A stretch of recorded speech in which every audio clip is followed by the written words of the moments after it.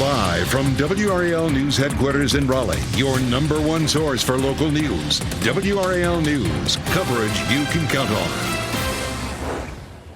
It's a beautiful afternoon here on the patio. Our muggy meter way down at refreshing. It feels great outside. I'll show you how many more days it will feel like this. And breaking news right now at noon, a real ID delay. Travelers with no real ID will be allowed to fly for now. Next, the extra steps they'll have to take. Plus, budget cuts and pushback. The Wake School Board is set to vote on a budget to send to county commissioners. The message teachers are sending ahead of tonight's meeting.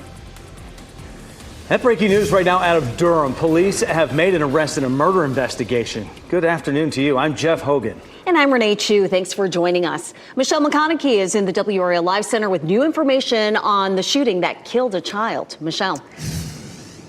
Yeah, we've been reporting on this since Sunday. That's when it happened. But within the last hour and a half, we've learned that a 15-year-old girl has been charged with murder in the fatal shooting of another teen on Sunday afternoon in Durham. The girl has been taken into custody. We do have video of the scene here on your screen. It happened around 1 o'clock on Sunday on North Hallman Street. The teen was taken to a nearby hospital by a private car. He died shortly after arriving at the hospital. Durham police say the shooting was an isolated incident.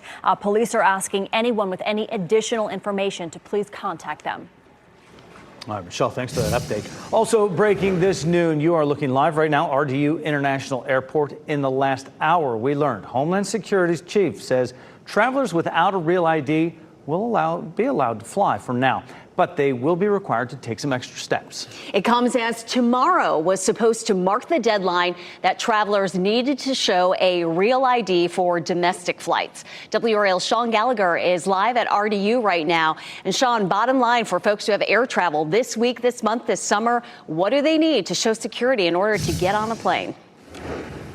Yeah, obviously having the real ID would be the easiest way to get through TSA lines like this. But within the last hour, I spoke with somebody from TSA who says, yes, you will be able to fly if you don't have a real ID, but expect significant delays to that process. So going through a TSA line like this will be a lot more difficult if you don't have an acceptable form of ID. Now, those other acceptable forms of identification are federally issued IDs, things like passports, passport cards, or military IDs. TSA's website has a full list of those acceptable IDs. And according to TSA, 81% of the flying public right now have an appropriate ID. But if you don't, again, you may still be able to make your flight. TSA says it will have people on hand to pluck those folks out of line and put them through a more thorough screening. But it could add a significant amount of time to your travel and put you at risk for missing your flight. If you have no identification, we're pulling people aside and they're having to go through additional screening. So those individuals who have no ID on them whatsoever, their time in security screening will be a lot longer than someone who is coming through with just a regular driver's license that is not real ID compliant. Those folks will get through faster than someone without any type of ID at all. So we know just over half of North Carolinians have a real ID, which also means nearly half don't. So tomorrow's deadline doesn't mean you can't get a real ID sometime down the road. It's just the start of the new process where you need to show it. Now, the bright side here is Tuesdays and Wednesdays are typically very low travel days across the entire country. So if you are expecting that you will need that little bit of extra time, there shouldn't be as many folks here as maybe over the weekend. So again, if you don't have a real ID, you don't have an acceptable form or substitute, make sure you give yourself a lot more time because you may have to answer a lot more questions when you get to the airport. At RDU, Sean Gallagher, WRAL News. Waited for years, now we're going to ease into it, it seems. All right, it is certainly a beautiful day outside. Yeah, that beautiful weather out there, that's real. Meteorologist Elizabeth Gardner on the WRAL weather patio with why it feels so much more comfortable today. So yesterday when we had our front move through, behind it we had some really dry air move through. And so when we have the dry air, it just feels really great. What tends to happen to us in the summertime is we have a lot of moisture that lingers in the atmosphere and it makes it feel humid, makes it feel hotter than it really is. But there are plenty of people outside enjoying this beautiful day there at Pinehurst at the Pinehurst Resort and Country Club. It is 74 degrees with our dew point at 49. And it should probably be over at dry instead of nice, but it is so nice. I mean, just Just incredible weather out here right now. It's 68 in Roxborough, 73 in Rocky Mount, 75 in Goldsboro, and of course 74 in Durham. If you're headed out to take your kids to practice, if you're getting ready to get out and do some exercise yourself later on this afternoon, we'll see a high temperature of 81. We climb into the 80s between 2 and 5, and then after that, the temperature begins to drop. We're back to 75 degrees at 7 o'clock. Tomorrow will feel very much like today, and then we're going to transition again into a chance for showers and storms. So today and tomorrow look beautiful, and then Thursday, it'll be fairly late in the day, but again, that will kick off another wet pattern. I'll show you when to expect the next round of rain coming up. And back here in the WRAL Live Center, new within the last hour, we've learned that North Carolina lawmakers are now pushing forward with sweeping reforms targeting HOA abuses, making it more difficult for people to lose their homes. Our NC Capitol team reports there's broad bipartisan support for this inside the legislature. Millions of North Carolinians live in an HOA, and many politicians have heard horror stories. Today, two different versions of bills to crack down on foreclosures, abusive fines, and other complaints both passed committees in the legislature, but HOA groups are lobbying hard against this effort. For more on these new bills, you can head to the NC Capitol section of WRAL.com. Covering Wake County today, teachers are pushing back against budget cuts. They held walk-ins this morning at more than a dozen schools. WRAL's Kelsey Coffey explains this comes before the board votes on its budget proposal tonight. Dozens of teachers walk through these doors at Enloe High School making demands. They're asking school leaders to not make any cuts to next year's budget. Teachers, before they're on the clock, chanting outside Enloe High, holding signs calling for more funding. School leaders will vote on a budget proposal to send to county commissioners tonight. They're requesting cutting back on counselors, social workers, and school supplies. Enloe High School teacher Jeffrey Foose says the district is already making cuts. We already had to communicate to one of my social studies teachers, because I'm the social studies chair, that they will not be returning next year, which is only going to lead to larger class sizes, less staff for classroom management. The county manager recommends upping the district's budget by $35 million. That's less than the $40 million school board members are requesting. School leaders say they actually need $60 million more to keep up with current demands. But that amount of funding is not available right now. Foose explains how budget cuts could lead to a staffing shortage. Unfortunately, with these type of budget cuts, it's going to be harder to retain staff. It's going to be harder to hire staff. A challenge district leaders will have to face as more students enroll in the school system. School board members will vote on that budget proposal tonight at 5:30. WRAL's education insider Emily Walkenhorst will give you updates in our evening newscast and on WRAL.com. Kelsey Coffey, WRAL News in Raleigh. New at noon, state lawmakers have decided to take up a bill that would crack down on violence in the classroom at a later date. Under the bill, assaults against school employees and volunteers would be felonies. Currently, less severe assaults can be misdemeanors. The bill is set to be heard in a North Carolina House committee today. A new date has not been set. A man was flown by helicopter to a trauma center after a crash in Southern Pines. This was that scene. The crash happened around midnight on US 1 near May Street. A fire official says a pickup truck rolled several times. The driver was the only person involved, and we're working to learn his condition. No one was hurt when a tractor trailer went off I-40 East in Johnston County this morning. The crash happened just after 2 this morning between NC 210 and Stevenson Road exits. The WRAL Breaking News tracker was there as authorities investigated. No lanes were closed because of that crash. We now know the reason for a major power outage in Durham. Duke Energy officials say a black snake made contact with the power line at a substation near Ash Street. Around 10,000 people were without power in East Durham. The outage was restored around 1:30 this morning. This is the third outage Durham has experienced since Friday. Tonight, Raleigh City Council will talk about how a toll on Capitol Boulevard might work. One option is to make the road an expressway from I-540 to the Franklin County line. Another idea is to create a dedicated tolled express lane. This would give drivers the option to use general purpose lanes for free. The goal is to eliminate traffic backups. City Council will vote on its preferred toll option tonight, and they'll take what they decide to the State Turnpike Authority. That agency is expected to make a decision this month. Today, more than 130 cardinals will be in place for the conclave that will choose the new leader of the Roman Catholic faith. This is a live look right now at the Vatican. Rebecca Castor shows us the final preparations that are underway.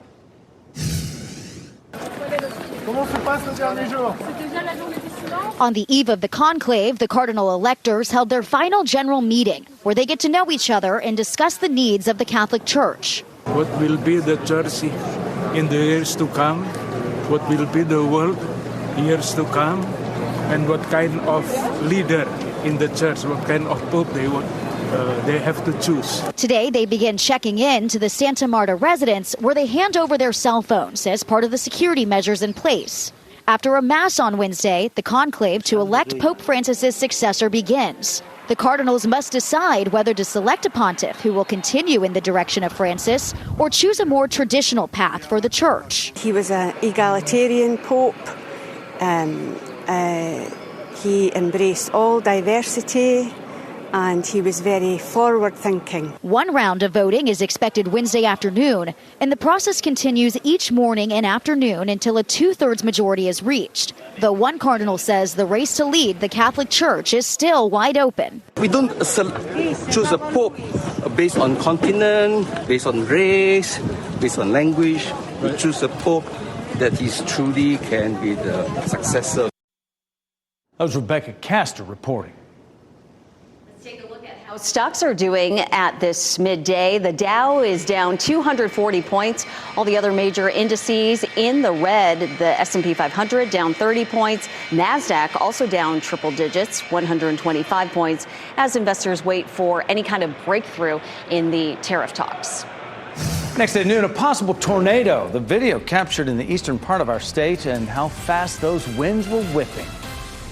And around here, yesterday's storms dropped hail. Why we're seeing more hail this spring, we'll ask the meteorologist. Plus, Mother's Day spending. Popular items people plan to go big on for Mom this weekend. Keep watching WRAL News over the air Channel 34 and Spectrum Channel 1257. Taking a live look at the White House now, where President Donald Trump will meet with Canadian Prime Minister Mark Carney today. Many business owners on both sides of the border are hoping for a trade deal. The U.S. is charging 25% tariffs on Canadian steel, aluminum, and vehicles. Trump is threatening tariffs on pharmaceuticals, lumber, and the film industry. Canada is charging retaliatory tariffs on some U.S. exports. Their meeting also comes as Trump is reiterating his desire to make Canada the 51st state. Jury deliberations are expected to begin today in the trial of 3 former Memphis police officers accused of killing Tyree Nichols. They're accused of beating Nichols to death in 2023 after a traffic stop. Prosecution only called 5 witnesses, saying the video evidence is strong enough for a conviction. The defense claims despite Nichols' small stature, he possessed what they called superhuman strength. All 3 officers have pleaded not guilty to the murder. More than 24 pro-Palestinian protesters were arrested after occupying an engineering building at the University of Washington. The protesters were demanding that the university sever ties with Boeing over the aerospace giant's military contracts and its role in supplying weapons used in the war in Gaza. About 30 people were arrested. It's unclear whether those arrested were students. An Israeli strike on a port in Yemen comes in retaliation to a Houthi missile strike near Tel Aviv's airport.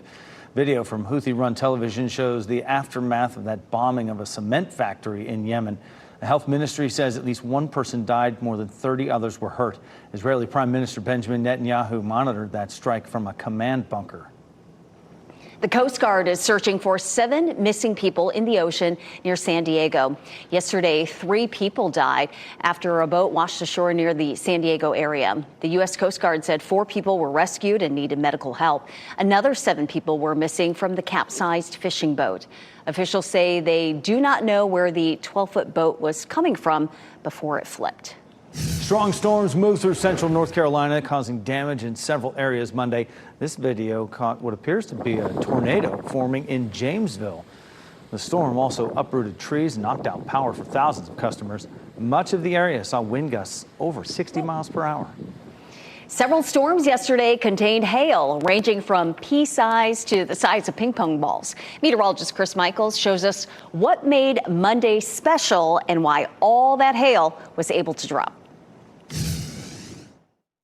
The hail yesterday was impressive, both in the size and how much ground it covered. Now, the size of the hail was probably biggest in parts of Nash, Edgecombe, and Wilson counties.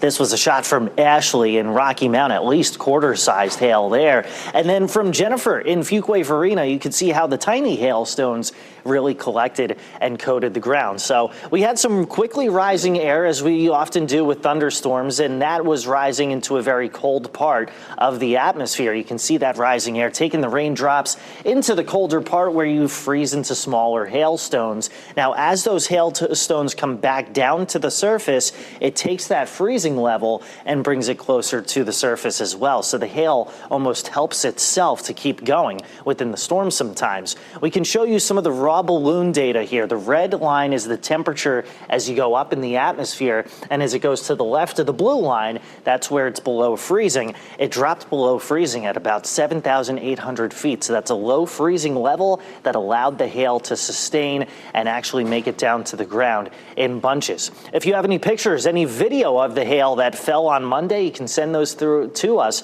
through WRAL.com/reported. You know what else? Ping pong size hail would hurt. That would be, damaging. That's what we have in Imagine some the areas. sound and then the dents it would make. Hitting the roof of your car. That too, yeah. Oh. Well, no hail to worry about or rain today, just beautiful blue skies, and it just feels so comfortable out there. Meteorologist Elizabeth Gardner is out on the weather patio enjoying the sunshine, and it just looks beautiful out there. Elizabeth. And I don't want to be the bearer of bad news, but weather like this is not going to last that much longer. We are now into May, and once we get into June, the humidity comes in and it decides to hang out with us all summer long. So enjoy these days like today, that's for sure. We're in between systems right now. The system that brought us all that hail and the wind and the rain yesterday has moved offshore, and then this one is getting cranked up. This one is causing a lot of issues across parts of Texas. You can see the red shaded area near Houston, that's a tornado watch, and then the orange area near Dallas, that's a severe thunderstorm watch. And there have been numerous ongoing severe thunderstorm warnings and tornado warnings really since very early this morning across that part of Texas. So eventually that arrives here, but we're not necessarily going to see that same sort of severe weather. As a matter of fact, we don't have any severe weather threat for Thursday or Friday just yet. Look at this in Durham 2 weeks ago today. I was there at Education Days, and that's what's happening there right now. It's so much fun. Up on the concourse, they have a lot of educational exhibits that kids can see and interact with. I had the storm tracker there 2 weeks ago. And then what a glorious day for a baseball game. We had a day just like this 2 weeks ago too. 74 degrees is our temperature, and our dew point is a very comfortable 49 degrees. We check out our temperatures: 68 in Roxborough, 75 in Goldsboro, 76 in Clinton, 71 in South Hill, and around the Triangle, similar conditions. Garner's at 70. Cary at 73, Chapel Hill 73, Holly Springs at 74. Around town, we'll likely hit 81 in Raleigh, 80 in Durham, and 85 in Fayetteville. And now that can feel fairly warm, but when we have such a low dew point in the 40s, it really feels comfortable, especially if you can find a shady spot with a little bit of a breeze. It's just lovely out here. Tomorrow morning will be chilly like it was this morning. We'll drop it back down into the mid-50s with a high of 81. And then Thursday, we'll see an increase in moisture as our next front gets closer to us and brings us a chance of rain late Thursday into Friday. But our muggy meter is sitting right now way down at refreshing, which is just something that we rarely see this time of year. We do bounce back up to, say, tolerable for Thursday and Friday, but then it does decrease again for Saturday and Sunday. We really have a pretty Mother's Day weekend in our forecast unless something changes with our front. And I'll show you what the chances of that are coming up in just a little while. But first, now it feels like a great day to do some yard work. It might still be a little wet in some places because of the rain. Some places saw as much as 2 inches of rain yesterday. Tomorrow looks gorgeous for that, warm and dry. And then Thursday, some thunderstorms, but not until maybe around 5 o'clock. Mother's Day looking great, 78 degrees. Right now looking at low humidity, but there's a front to the south, and that front, if it happens to lift north at all, then part of the viewing area will get into some rain on Saturday night or Sunday. Over the weekend, the temperatures feel great, 74 Saturday, 78 on Sunday. We'll take a closer look at the timeline for that rain for both Thursday and Friday and possibly the weekend coming up. Love the heart on Mother's Day. Yeah, deservedly so. Of course, both of you. Avoiding identity theft. If your data was compromised in the PowerSchool breach, there may be a solution. Today on WRAL News at 4, what you can do to protect you and your child's information. Plus, toxic chemicals in your beer. Researchers found so-called forever chemicals in nearly every brew they tested, including some here in North Carolina. At 5:30, what to know before your next pour. And still ahead this noon, Constitutional Convention. North Carolina lawmakers are expected to debate over rewriting the U.S. Constitution, the changes that could follow if their efforts are successful. And Mother's Day spending. Americans are pulling out their wallets this weekend for Mom. The popular gifts flying off shelves. And don't forget to call Mom.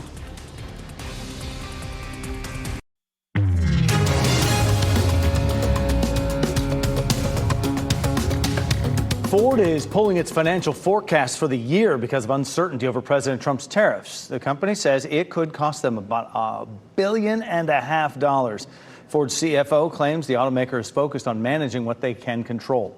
Ford has suspended the guidance until there's more clarity about the effect of retaliatory tariffs and how consumers may react to price increases. Mattel is following in Ford's footsteps as well. The toy maker behind Barbie dolls and Uno cards says it's ditching its economic forecast for the year. The company says it will also have to raise prices this year. Mattel is expected to be hit by an estimated $270 million cost in tariffs. The Federal Trade Commission released more details on its new rule banning hidden fees. It will also ban practices such as bait and switch pricing and any actions concealing the total price and fees. The rule impacts live event ticket sellers and short-term lodging providers such as hotels, motels, and Airbnb. Third-party platforms, resellers, and travel agents are also covered. The rule takes effect next week. Live Nation says it expects a record summer concert season. The company says shows in stadiums are up 60% from last year. Live Nation says it sold 95 million concert tickets through mid-April. That's a double-digit increase over the same time period last year. 80% of those sales belong to stadium shows. Mother's Day is Sunday, and Americans are planning to go big. Jen Sullivan shows how much people are willing to spend on their mom and has a list of other popular items you might want to add to your cart before this weekend.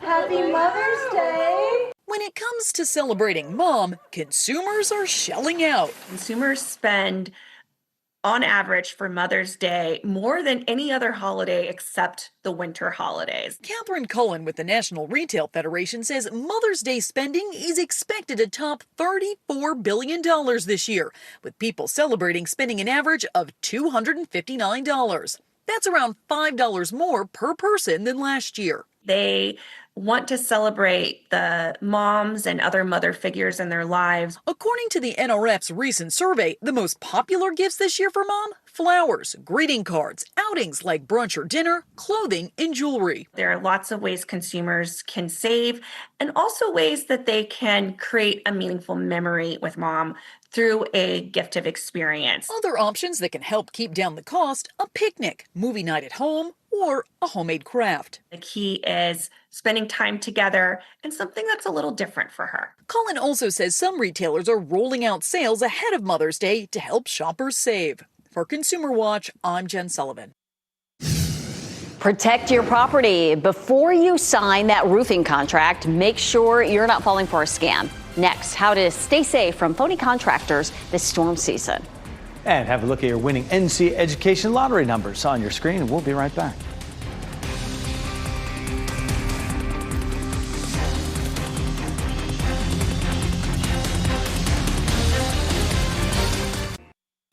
Shot in 4K ultra high definition. Your number one source for local news. WRAL News. Coverage you can count on.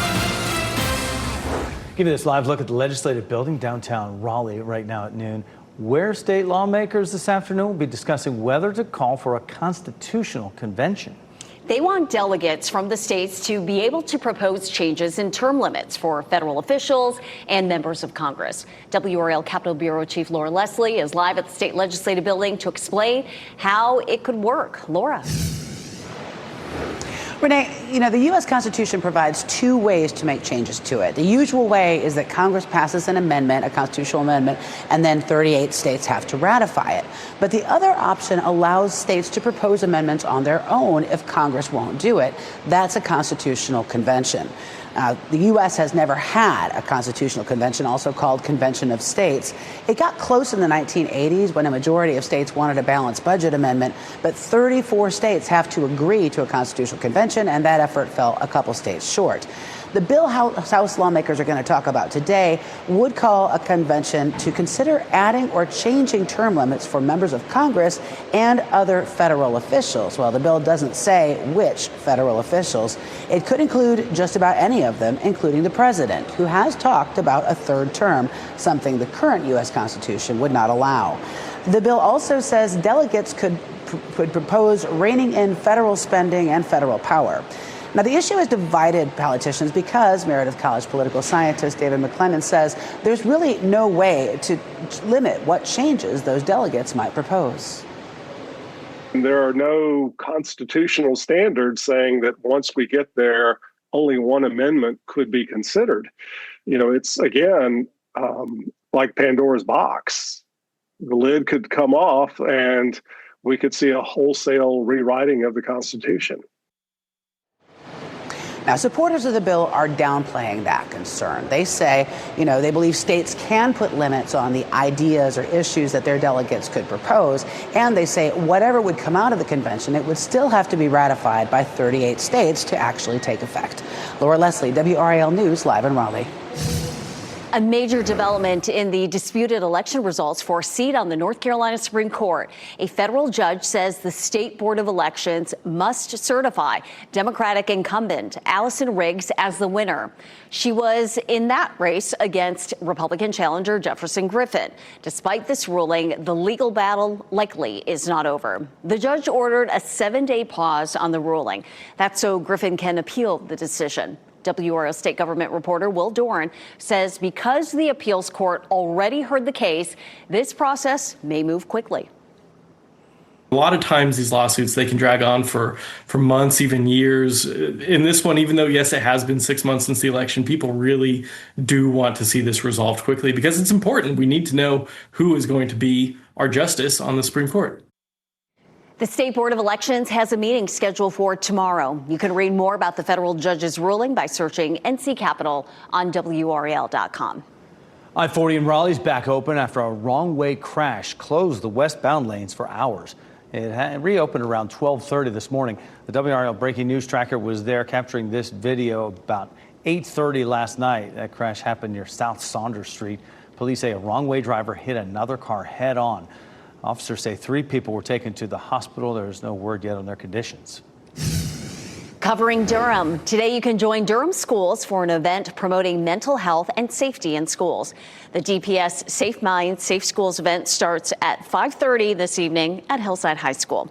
Families, teachers, and students are invited to explore ways to promote wellness. Refreshments and childcare will be provided. Person County Commissioner Tracy Ellickson is resigning. In a statement read during last night's board meeting, Ellickson says his decision comes from a place of humility, transparency, and integrity. WRAL recently reported on Ellickson. He faces charges of domestic violence and communicating threats involving his wife. His next hearing for that case is scheduled for May 19th. A convicted drug trafficker from Lee County who escaped from a prison at the coast is now back in custody. Hyde County Sheriff's deputies found Francisco Cardenas last night. He was walking on US 264 in Swan Quarter near the minimum security prison from where he escaped last Thursday. Cardenas is serving a 5 to 8 year sentence for drug trafficking. He will be transferred to a higher security prison. Travel nightmares continue at Newark's International Airport today after air traffic controllers there temporarily lost contact with planes last week. Now, Transportation Secretary Sean Duffy is calling for modernization of the entire U.S. air traffic control system. Caroline Shively reports. Passengers should strap in for more delays at one of the nation's busiest airports. Newark Liberty International Airport facing more delays on Tuesday. That's pretty frightful. This comes after system outages last week caused air traffic controllers' screens to go dark for up to 90 seconds, leaving them with no ability to contact pilots. We lost our radar and it's not working correctly. Radar service terminates, squawk VFR, frequency change approved. If you want a Bravo clearance, you can just call the towers when you get closer. Okay, I'll wait for that frequency from you, okay? Okay, no, the squawk VFR, look up the tower frequencies, and we don't have a radar, so I don't know where you are. Were planes going to crash? No, they have communication devices. They can see other air traffic like GPS in the airplanes. The Federal Aviation Administration says the delays are because of equipment outages, low staffing levels at an air traffic control center, and runway construction that's scheduled through next month. The delays and confusion could last for weeks. And we were supposed to take off at 4:30, and our flight's delayed till 10:46 p.m. Secretary Sean Duffy says the nation's aviation infrastructure has not been updated in decades, but Democratic leaders are blaming the Trump administration for the chaos and calling for investigations. I am demanding a full Inspector General Office investigation into what happened at Newark. Seems like that problem is going to last for a little bit. It was Caroline Shively reporting. New opioid warning, why authorities have concerns about a new drug that is stronger than fentanyl. Plus, don't fall for it. Why you should be wary of someone knocking on your door offering to look at your roof for free. A new warning in our area about a drug stronger than fentanyl and morphine. It's called carfentanil, and it's been detected in pills in Edgecombe County. UNC's Street Drug Analysis Lab identified the substance in 2 pressed pills. Paramedics say it may be responsible for at least 1 overdose. In North Carolina, there are fewer than 10 confirmed carfentanil deaths per year. However, experts say it is still something they are watching. It's important to note naloxone, known as Narcan, it does work on carfentanil. New research shows immunotherapy helps certain cancer patients avoid invasive treatment to cure their disease. Immunotherapy is a form of treatment that harnesses a person's own immune system to target and fight disease. The new study found that immunotherapy worked against advanced rectal cancer and other cancer types as well. Researchers say these findings are encouraging, but add that larger studies are needed to confirm long-term benefits of the treatment. President Donald Trump signed an executive order that would make it easier for pharmaceutical companies to build new plants in the U.S. The president said he plans to address the high costs of medicine and drugs in the country next week. He has previously threatened to impose tariffs on drugs coming into the country, but industry experts warn a move like that could drive up drug prices and increase shortages. A new poll found less than half of Americans don't have much confidence in federal health agencies to carry out key responsibilities. That's according to KFF, a health policy research organization. Researchers found nearly 60% of Americans have at least a fair amount of trust in the CDC or the FDA to offer reliable information about vaccines. Respondents said their most trusted source of reliable vaccine information is healthcare providers. Roofing ripoffs. Storm season is here and scammers are looking to take advantage of homeowners. The red flags you need to watch out for ahead. Plus, a bear breaks into a family's car. A look at the damage left behind.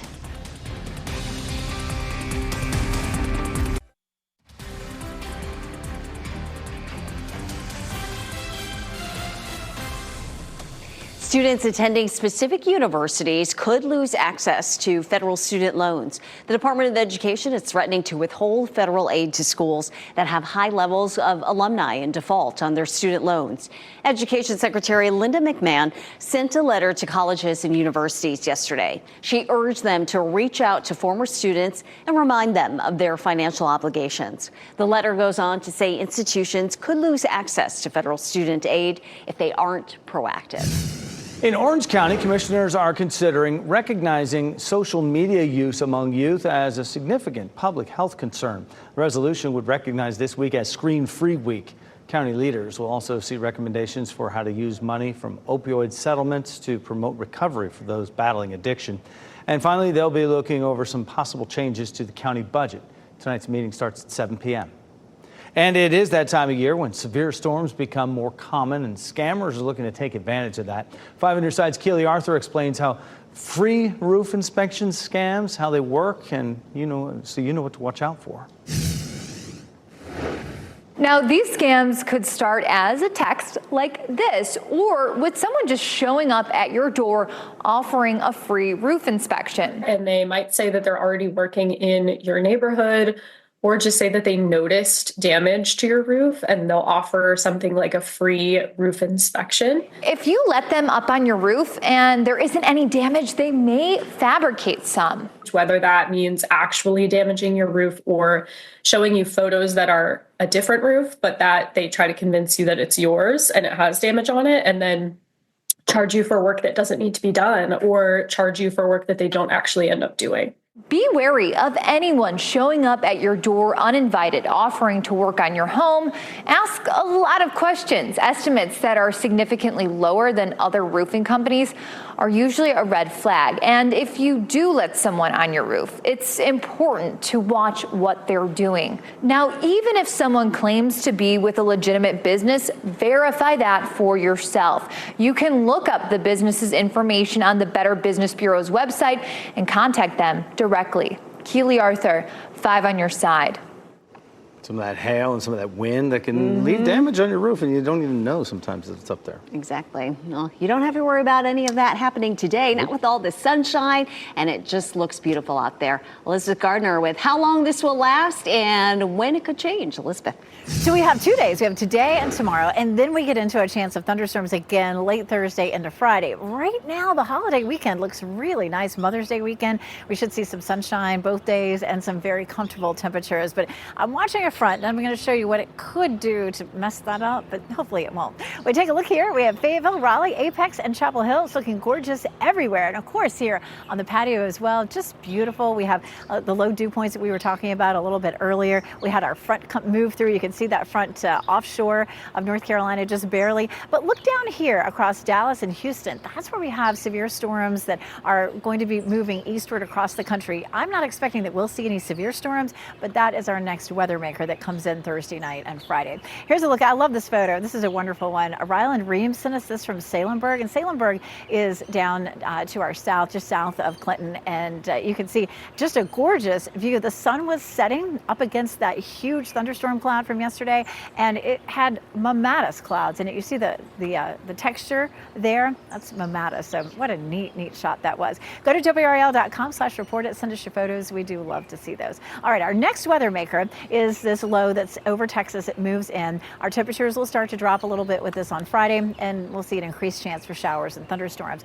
We take a look at Thursday at 5 o'clock. We probably won't see any rain until around 5 o'clock on Thursday, and then it moves on by and likely to be with us sort of on and off during the day Friday. And that's Friday at 5 o'clock, and you can see that front looking like it's moving on out. Now, by tomorrow, we'll have a good look at our short-range, high-resolution model, so we'll be able to time out that rain on Friday, because I know people probably have some plans heading into the weekend. But watch what happens. Watch this front. It moves offshore, but then it doesn't really go anywhere else, and it sits down here to the south around Georgia and South Carolina. Watch what happens Saturday. It kind of lifts northward a little bit, and that could help to bring us a chance of some showers, maybe as far north as the Triangle. That could be Saturday night. Hopefully not into the day on Sunday, because hopefully you're taking mom out.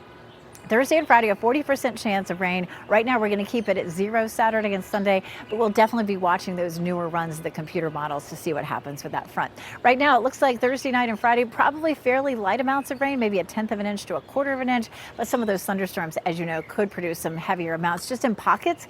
We had some pockets yesterday of 2 inches of rain, while other folks really didn't see much at all. We're going to put green lights on the outdoor plans for this weekend. Less humid for us on Saturday and Sunday, just like now. It should feel really nice. And then, of course, we check out the 7-day forecast. Our temperature Saturday, 74, and then 78 on Sunday. We're back to a chance of rain again on Monday. But really, if we're going to have some nice weather, it's going to be really good to see it for the holiday weekend. Thanks, Elizabeth. Look at this. Clawed car chaos. A bear destroyed the inside of the car. How the owners of that vehicle were able to get the bear out. And here's a look at your winning Powerball numbers. We have 16, 34, 40, 45, and 66. The Powerball is 19. The Power Play is 2.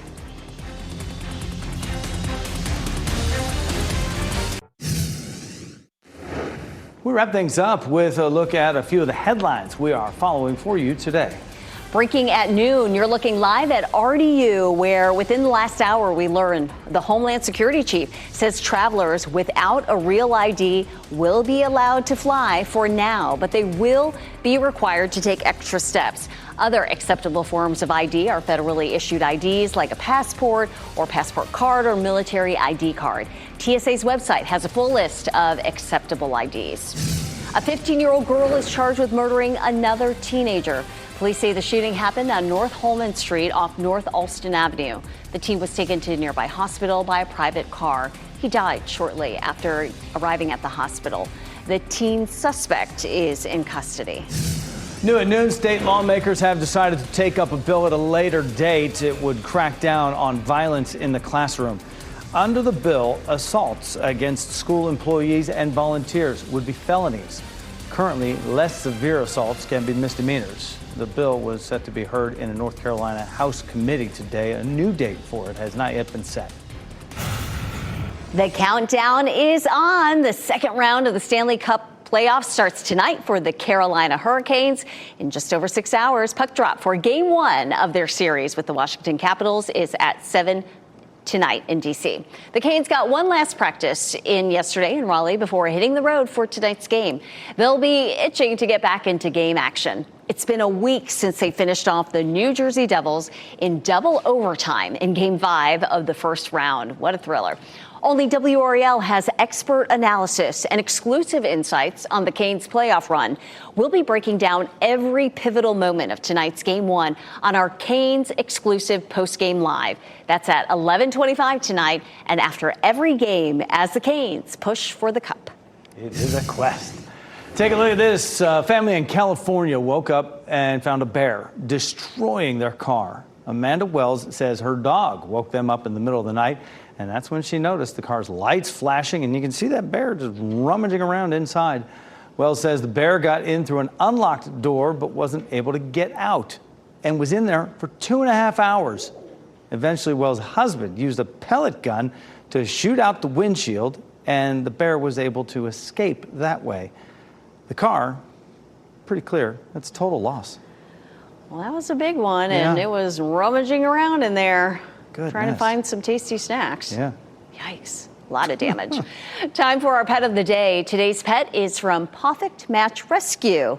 This is Snow. He's 2 to 3 years old and likely a dachshund lab. Snow is described as having a long body, short little legs, and a lab head. He loves people and other dogs too. He may be shy at first, but he will warm up very quickly. To meet Snow, contact Perfect Match at the number on your screen. He does have that little lab head. Short little legs. Power school protection. Millions of students' sensitive data compromised. Coming up on WRAL News at 4 today. The tools you can use to access and protect yourself and your family from identity theft. We thank you for spending some time with us, and now it's time to get outside and enjoy this beautiful weather, right? It is great. It looks fantastic out there. It feels real nice too. Difference from yesterday. Yeah. We'll take our own advice. NBC News Daily is next on WRAL. We're going to scoot on out of here. Your next local news update in 30 minutes. I'm game for that. You can get breaking news updates anytime with our WRAL News app. Have a great day. See you tomorrow.